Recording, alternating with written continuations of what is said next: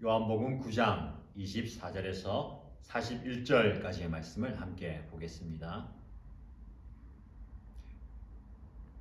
요한복음 9장 24절에서 41절까지 말씀을 함께 읽습니다. 바리새파 사람들은 눈멀었던 그 사람을 두 번째로 불러서 말하였다. 영광을 하나님께 돌려라. 우리가 알기로 그 사람은 죄인이다. 그는 이렇게 대답하였다. 나는 그분이 죄인인지 아닌지는 모릅니다. 다만 한 가지 내가 아는 것은 내가 눈이 멀었다가 지금은 보게 되었다는 것입니다. 그래서 그들은 그에게 물었다. 그 사람이 내게 한 일이 무엇이냐? 그가 내 눈을 어떻게 뜨게 하였느냐? 그는 대답하였다. 그것은 내가 이미 여러분에게 말하였는데 여러분은 고지 듣지 않았습니다. 그러면서 어찌하여 다시 들으려고 합니까? 여러분도 그분의 제자가 되려고 합니까? 그러자 그들은 그에게 욕설을 퍼붓고 말했다. 너는 그 사람의 제자이지만 우리는 모세의 제자이다. 우리는 하나님께서 모세에게 말씀하셨다는 것을 알고 있다. 그러나 그 사람은 어디에서 왔는지 우리는 알지 못한다. 그가 그들에게 대답하였다. 그분이 내 눈을 뜨게 해주셨는데도 여러분은 그분이 어디에서 왔는지 모른다니 참 이상한 일입니다. 하나님께서는 죄인들의 말은 듣지 않으시지만 하나님을 공경하고 그의 뜻을 행하는 사람의 말을 들어주시는 줄을 우리는 압니다. 나면서부터 눈먼 사람의 눈을 누가 뜨게 하였다는 말은 창세로부터 이제까지 들어본 적이 없습니다. 그가 하나님께로부터 오신 분이 아니라면 아무 일도 하지 못하셨을 것입니다. 그들은 그에게 말하였다. 내가 완전히 제 가운데서 태어났는데도 우리를 가르치려고 하느냐? 그리고 그들은 그를 바깥으로 내쫓았다. 바리새파 사람들이 그 사람을 내쫓았다는 말을 예수께서 들으시고 그를 만나서 물으셨다. 내가 인자를 믿느냐? 그가 대답하였다. 선생님, 그분이 어느 분이십니까? 내가 그분을 믿겠습니다. 예수께서 그에게 말씀하셨다. 너는 이미 그를 보았다. 너와 말하고 있는 사람이 바로 그이다. 그는 주님 내가 믿습니다 하고 말하고서 예수께 엎드려 절하였다. 예수께서 또 말씀하셨다. 나는 이 세상을 심판하러 왔다. 못 보는 사람은 보게 하고 보는 사람은 못 보게 하려는 것이다. 예수와 함께 있던 바리새파 사람들이 이 말씀을 듣고 나서 말하였다. 우리도 눈이 먼 사람이란 말이요? 예수께서 그들에게 말씀하셨다. 너희가 눈이 먼 사람들이라면 도리어 죄가 없을 것이다. 그러나 너희가 지금 본다고 말하니 너희의 죄가 그대로 남아있다. 아멘. 계속해서 날 때부터 눈먼 사람이 예수님에 의해서 눈이 뜨어진 이후에 있었던 바리새인들과의 대화 그리고 예수님과의 대화가 이어집니다. 가만히 말씀을 묵상하면 이 눈먼 사람의 그 대화를 보면 그의 말을 통해서 이 사람의 신앙의 깊이가 점점 깊어져 가는 것을 보게 됩니다. 단지 평생 앞을 못 보던 사람이 예수님을 만나서 눈이 뜨여지는 그런 기적을 한번 경험하고 끝난 것이 아니라 그 기적은 이 사람의 영적 깊이를 더해가는 첫 시작이었습니다. 그의 말을 들으면서 어떻게 이렇게 그의 영적인 깊이, 예수님을 알아가는 그 깊이가 깊어가는지 감탄을 금할 수가 없습니다. 저와 여러분도 마찬가지입니다. 신앙의 연수가 지나갈수록 많은 기적을 경험하는 것, 그게 중요한 것이 아니라 우리 일생에 한번 예수님을 만나는 그 기적을 통해서 예수님의 깊은 은혜, 큰 은혜를 경험했다면 시간이 지나갈수록 우리는 예수님을 더욱더 깊이 알아가고 그 예수님에 대한 그 고백이 이 눈먼 사람의 고백처럼 좀 풍성해지기를 축복합니다. 온갖 시도를 다 동원해봤지만 예수님을 책잡기 어려웠던 그 바리새인 그리고 이 눈먼 사람에 대한 공격을 멈추지 않았던 그 바리새인들은 다시 이 눈먼 사람을 불러드립니다. 그러면서 더 이상 그 예수는 죄인이니 그 죄인이 예수를 따르지 말고 오직 하나님께 영광을 돌려라 라고 이야기합니다. 참 아이러니합니다. 왜냐하면 이 눈먼 사람의 그 고통이 누구의 죄입니까? 라고 제자들이 예수님께 물어봤을 때에 그의 죄도 아니고 부모님의 죄도 아니고 오직 하나님의 일을 드러내기 위해서, 즉 이 사람의 고통을 통해서 하나님께서 영광 받으시기 위함이다 라고 하면서 예수님은 그의 눈을 치료해 주셨습니다.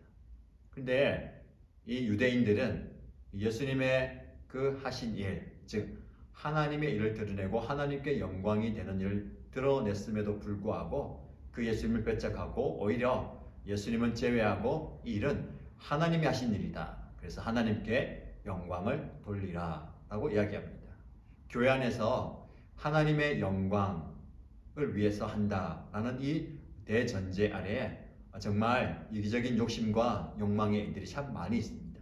모든 것이 하나님의 영광이다 라고 한마디 하면 다 덮어지는 것 같습니다. 그러나 정작 하나님의 영광이라고 이야기하지만 실상은 저와 여러분들의 이기적인 욕심, 기대를 충족하기 위한 것은 아닌지 잘 점검해 보아야 하겠습니다. 자, 그런데 이어지는 이 유대인들과 눈먼 사람의 대화를 깊이 살펴보면 이 대화의 주도권이 완전히 눈먼 사람에게 있다는 것을 보게 됩니다. 그 예수는 죄인이다, 하나님께 영광 돌려라 라고 이야기하는 유대인들을 향해서 나는 그분이 죄인인지 아닌지는 모르겠습니다. 다만 한 가지 저는 분명히 압니다.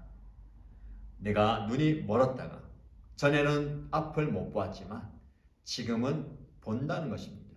즉 전에는 내가 평생 앞을 못 보고 흑암 가운데 살았지만 예수님을 만난 뒤로는 나는 이제는 볼 수 있습니다 라는 고백입니다.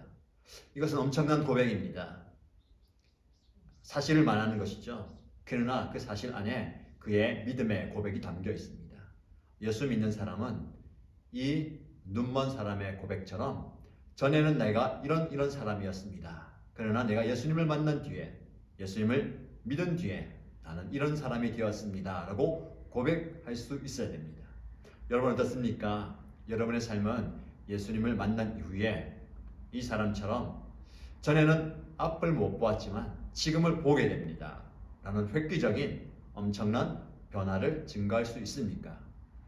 그렇게 엄청난 변화는 아니더라도 나는 예수님을 믿고 난 뒤에 내 삶과 내 행동과 말과 가치관이 이렇게 바뀌었습니다, 변화되었습니다 라는 고백이 저와 여러분에게 반드시 있어야 합니다. 오늘 이 사람의 고백이 저와 여러분의 고백이 되기를 축복합니다. 전에는 나는 이런 사람이었습니다. 그러나 내가 예수님을 만난 뒤에, 내가 인격적으로 예수님을 깊이 만난 뒤에는 이런 변화가 나에게 찾아왔습니다. 이런 고백이 있게 되기를 축복합니다. 자, 이어지는 말씀을 보시면요. 그래서 유대인들은 그에게 또 물어봅니다. 그렇다면 그 사람이 너에게 한 일이 무엇이냐? 그가 내 눈을 어떻게 뜨게 하였느냐? 라고 물어봅니다. 참 답답하죠? 저희들보다 이 눈먼 사람이 더 답답한 것 같습니다. 뭐라고 대답하냐면 그것은 내가 이미 여러분에게 말하였지 않습니까? 여러 번 이야기했지만 여러분들은 고지 듣지 않았습니다. 그러면서 어째서 또다시 들으려고 합니까? 당신들이 저처럼 예수님의 그분의 제자가 되려고 합니까? 라고 반문합니다. 답답한 심정을 그렇게 표현하는 것 같습니다. 그럴 때에 유대인들이 노발대발합니다. 무슨 얘기하느냐? 그의 제자가 된다니 욕설을 퍼붓고 말하기를 너는 그 사람의 제자이지만 우리는 모세의 제자이다 라고 이야기합니다. 우리는 하나님께서 모세에게 말씀하셨다는 것을 알고 있다. 그런데 그 사람은 어디서 왔는지 출처를 우리가 알지 못한다 라고 얘기합니다. 유대인들이 가졌던 영적 자부심에 대해서 지난 주일에 말씀드렸는데 또다시 이 부분이 나옵니다. 그들은 아브라함의 후손이라는 것을 대단히 자랑스럽게 생각했습니다. 오늘은 그들이 모세의 제자라는 것을 자랑스럽게 이야기합니다. 그러나 진정한 제자는 예수님의 제자여야 합니다. 다른 사람이 아니라 예수님의 제자, 예수님을 따르는 제자가 우리의 참 모습입니다. 그래서 그런 이야기를 하는 그들에게 이 눈먼 사람은 또 대답합니다.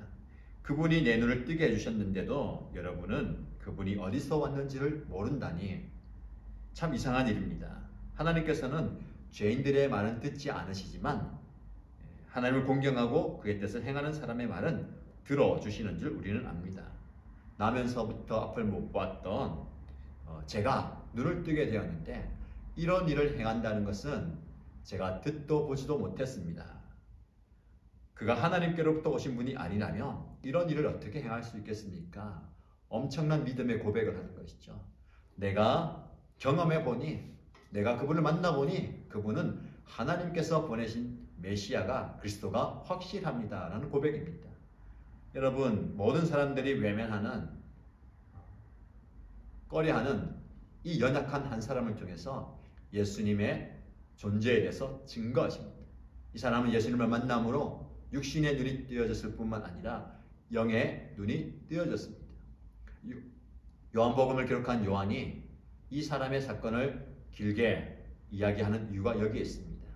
그는 요한복음을 통해서 모든 사람이 예수님을 믿고 구원에 이르기를 원한다 하였습니다.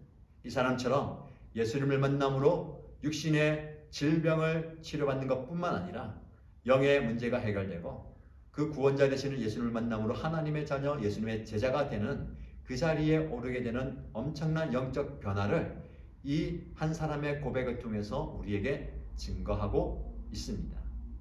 자, 여러분, 눈이 띄어지는 것을 보면 첫 번째로는 평생 날 때부터 지금까지 앞을 못 보던 그 사람이 눈을 떴습니다. 예수님을 만남으로. 이제는 유대인들이 눈을 떠야 합니다. 이 사람의 고백을 통해서 예수님께서 행하신 그 기적을 통해서 그 유대인들이 눈을 떠야 합니다. 그리고 이 말씀을 접하는 저와 여러분들이 이제는 눈을 떠야 합니다. 우리를 만나 주심으로, 우리를 깊이 만나 주심으로 우리의 영적 눈이 뜨기를 예수님은 기뻐하시고 원하십니다. 우리의 눈이 떠져서 이 사람처럼 이 아름다운 고백을 하고 그 예수님을 증거할 수 있게 되기를 축복합니다. 계속해서 말씀을 보시면 이 말을 하는 그 눈먼 사람을 도무지 유대인들은, 종교 지도자들은 받아들일 수 없었습니다. 그에게 욕을 하고 너가 완전히 죄 가운데 태어났는데 우리를 가르치려 하느냐 하며 쫓아내 버렸습니다. 이 말은 그 유대 공동체에서 출교했다라는 말입니다. 이 말씀해 보시면 내가 완전히 죄 가운데 태어났는데도, 기억하시죠? 이 날 때부터 눈먼 사람을 향해서 제자들마저도 그 사람의 죄입니까? 그 아버지 품 어머니의 죄입니까? 라면서 그가 처한 그 비통한 상황을 죄로 연결했습니다. 그래서 유대인들도 그가 죄 가운데 난 자들이라고 이야기합니다. 그렇게 비하하고 천대하는 그 사람, 결국은 그 공동체에서 쫓겨났습니다. 이어지는 말씀이 우리에게 소망이 됩니다. 위로가 됩니다. 바리새파 사람들이 그 사람을 내쫓았다는 말씀을 예수님이 들으셨어요. 그리고 그를 만나서 대화하십니다. 여러분, 예수님은 결코 한 영혼이 고통과 아픔과 소외와 고독의 자리에 있는 것을 내버려 두지 않으십니다. 다시 그를 찾아가서 만나 주십니다. 여러분, 이분이 우리 예수님이세요. 여러분이 여러분의 삶의 자리에서 예수님을 만나시기 바랍니다. 예수님은 여전히 저와 여러분의 자리에, 삶의 자리에 찾아오시는 분입니다. 그 고통 중에 또 고독 중에 있는 그 사람에게 이렇게 말씀하시죠. 내가 인자를 믿느냐? 선생님, 그분이 어느 분입니까? 제가 그분을 믿겠습니다. 너는 이미 그를 보았다. 너와 말하고 있는 그 사람이 그이다. 주님, 제가 믿습니다. 그의 믿음의 고백을 견고하게 만들어 주십니다. 이 한 사람, 처음에는 모든 사람들의 손가락질을 받고 비난받아 스스로도 고통의 자리에서 헤어날 수 없는 이 한 사람이 이제는 엄청난 믿음의 고백, 예수 그리스도를 만남으로 완전히 변화된 새 사람이 되었습니다.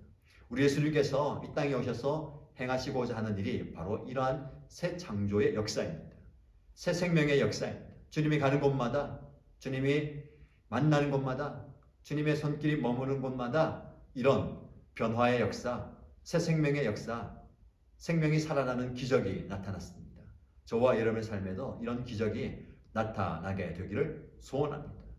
그러나 여러분, 열린 마음으로 주님을 모셔드릴 때에, 주님을 삶의 자리에 초청할 때에 이런 기적이 일어납니다. 저와 여러분들이 부디 예수님을 우리의 삶의 자리로 모셔드리십시다. 그분이 우리의 삶의 자리에 오셔서 우리의 연약한 육체와 마음과 심령과 삶을 만져주실 때에 이 눈먼 사람이 경험했던 놀라운 변화를 경험하게 될 줄로 믿습니다. 이어지는 말씀을 보시면 이 말이 계속될 때에 주변에 있던 유대인들이 그러면 우리가 눈먼 사람이요? 라고 물어봅니다. 예수님의 한마디가 우리에게 많은 도전과 또 생각거리를 줍니다. 뭐라고 말씀하셨냐면 너희가 눈이 먼 사람들이라면 도리어 죄가 없을 것이다. 그러나 너희가 지금 본다고 말하니 너희의 죄가 그대로 남아있다. 오히려 앞을 보지 못하는 것이 낫다는 겁니다. 본다고 하지만 보지 못하는 그것이 죄의 증거이다 라고 얘기합니다. 9장이 이렇게 마무리되는데요. 9장을 시작하면서 이 비참한 자리에 있던 앞을 못 보는 사람이 누구의 죄입니까? 라고 물어보면서 9장이 시작되었습니다.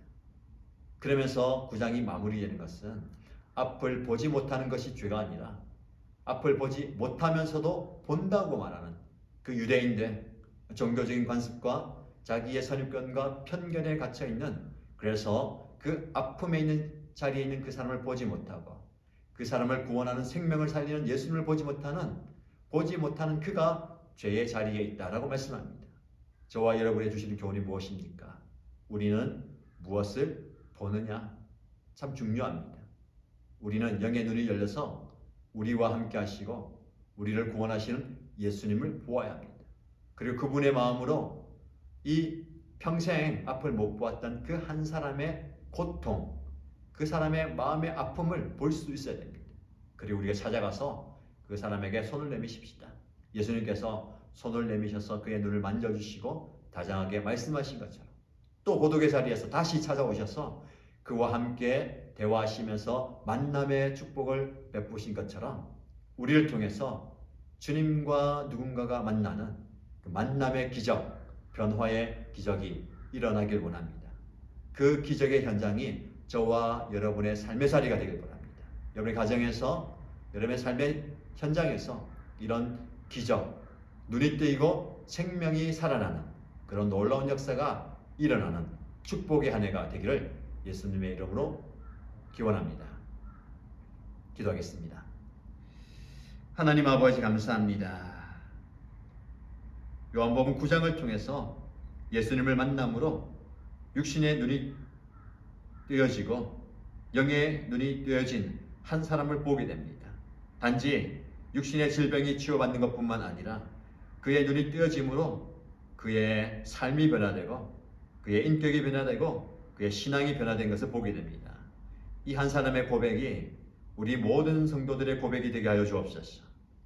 우리가 다른 것은 몰라도 내가 예수님을 만난 뒤로 예수님을 만나기 전에 삶은 이랬지만 예수님을 만난 뒤에 나는 이런 사람이 되었다, 이런 삶을 살게 되었다 라는 고백을 할 수 있게 되기를 원합니다.